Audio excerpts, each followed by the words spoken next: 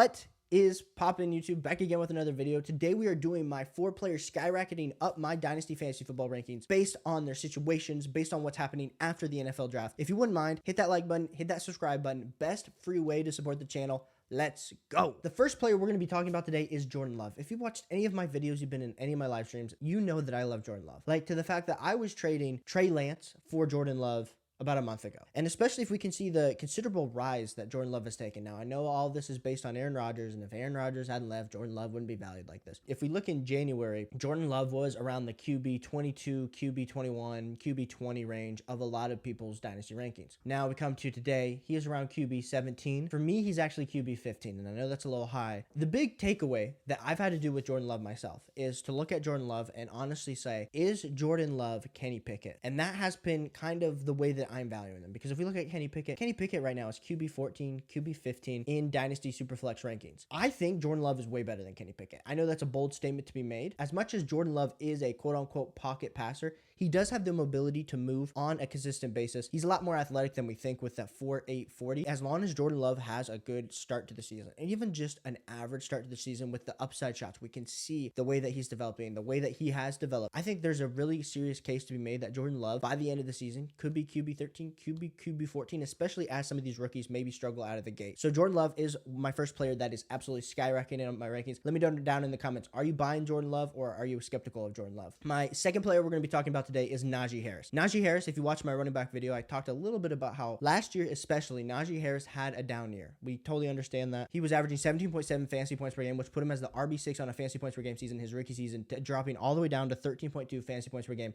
last season. Now that's not great. The big reasons that I saw the decrease in points per game was really the receptions. He went from 74 receptions in his rookie year to only 41 receptions last year. Why do I think that is? I think it's because Kenny Pickett and Mitch Trubisky did not dump the ball down to Najee Harris compared to Big Ben and his noodle arm in that last year. It was just brutal. And the other thing that happened is the offense wasn't efficient as a whole. Najee Harris only had 272 carries compared to 307 the year before. So he almost was down like 38 carries and was down like 30 receptions. That is recipe for not repeating your rookie performance. But why do I think it's going to get better? Well, the reason I think it's going to get better here for Najee Harris specifically is the fact that Kenny Pickett is going to improve. I know I just bashed on Kenny Pickett why I think Jordan Love's going to surpass him in the dynasty rankings, but I don't think that takes away from the fact that I think Kenny Pickett is a really good, solid young quarterback. Do I ever think he has the upside to be a round 1 startup pick? No. But I do think he does have the upside at least to be a very solid round 4, round 5 starting quarterback that you're drafting in your dynasty startup leagues, as well as just to put up solid QB, high-end QB2 numbers and your superflex spot. I'm super excited for Najee Harris this year, and we'll see what ends up happening with Najee Harris. J.K. Dobbins is my next player skyrocketing up the rankings. Now, J.K. Dobbins, of course, has a great rookie year in 2020. He's a top 7, top 8 dynasty rookie running back coming in, absolutely killing it. Put up 11.2 fantasy points per game. I mean, he was sharing the backfield. A lot of us were wanting him to get more carries. And then, of course, in his second year, we're super hyped. Everything's on him. Cam Akers has just torn his Achilles, so J.K. Dobbins, it's pretty much Jonathan Taylor and J.K. Dobbins from the last year rookie class that everyone's excited about. Then in the last preseason game, J.K. Dobbins tears his ACL. So he comes back last year, plays 7 games, 10.2 fantasy points per game. It wasn't great. Let's just be honest. It wasn't great. There was a lot of runs and people on Twitter commenting, oh, the explosion is not there. He would find the hole, and then, of course, he would get caught because he just didn't have that top-end speed. And as we know in the Dynasty community, the first year off an ACL is just super rough. It's brutal. And so, of course, you can get fine value there, but last year, it really hurt J.K. Dobbins' value, especially as the fact that he is getting older. He is 24 years old currently right now. But why is he skyrocketing on my rankings? The Baltimore Ravens failed to address the running back room. They really are going to be running the backfield with J.K. Dobbins and Gus Edwards. And while that's a great thing, we know that J.K. Dobbins isn't getting off, like he's not a 3-down workhorse, but he can play in a bunch of different roles for the Baltimore Ravens. And with Lamar Jackson in that long-term contract signed, it's going to be an exciting day for J.K. Dobbins owners because the offense is going to become super efficient. We're banking on the fact that Todd Monken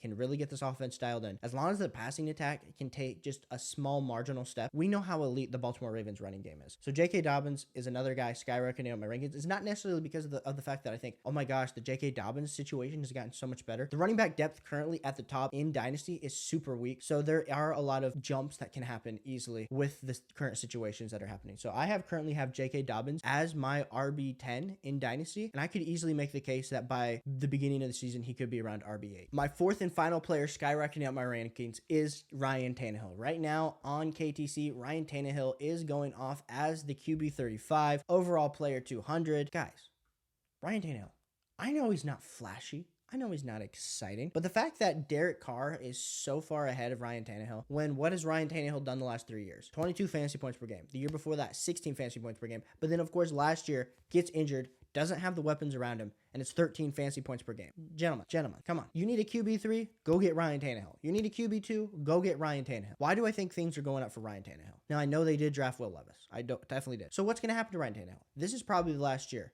before he gets signed somewhere else. So he's either getting traded, he's either getting cut and he's getting signed somewhere else, or he's the starter for the Tennessee Titans. Like, those are the three options, and he's going to be a starter this year. So being able to go trade a late second, a 24 late second to get a starting quarterback this year, or even if you haven't done your rookie drafts, being able to trade a late second to get Ryan Tannehill, I'm doing that each and every day of the week. When people are taking like Hendon Hooker, and they're even taking Will Levis, like, we don't even know if Will Levis is going to start over Ryan Tannehill or what that timeline is going to be. But as long as Ryan Tannehill is in Tennessee, he is going to be the starter for at least the beginning of the season. And if he is the starter for the Tennessee Titans, Derrick Henry, Treylon Burks, Chig, like, there's a lot of exciting young weapons around Ryan Tannehill. They've really started to address the offensive line, which was a big issue last year. So as long as they can get the offensive line issues happening and get some downfield passing for Derrick Henry to open up the holes, come on, boys. This is going to be good. Ryan Tannehill is my fourth player skyrocketing up the ranking. If you haven't already, hit that like button, hit that subscribe button. We're going to be back again with another video tomorrow, and I'll catch you guys on the flip side.